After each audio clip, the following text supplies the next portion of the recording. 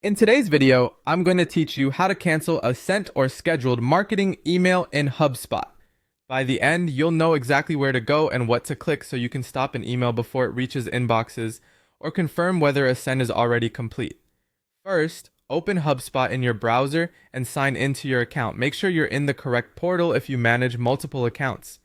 From the main navigation at the top, hover over or click Marketing, then select Email. This takes you to your marketing email dashboard where you can manage drafts, scheduled sends, and past campaigns. Along the top of this page, switch to the Scheduled tab. This view filters the list to only emails that are queued to go out at a future time. If you don't see anything here, double check the filters and your permissions, or confirm the email wasn't already sent.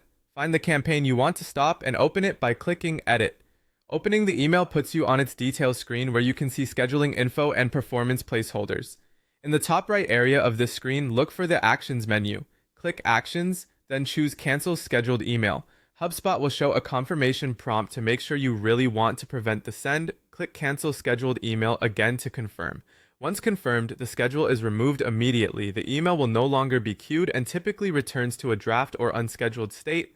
So you can update the content, adjust the audience, or pick a new send time. It's a good idea to refresh the Scheduled tab or check the email status to verify the cancellation went through. A quick note on timing and expectations. If the scheduled time is close or the send has already begun processing, some recipients may have already received the message. Canceling will stop the remaining sends, but it can't recall emails that have already left the system.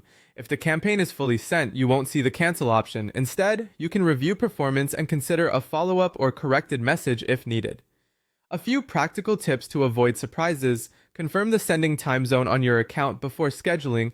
Make sure your recipient lists are final. And consider pausing any workflows that might trigger related sends while you make changes.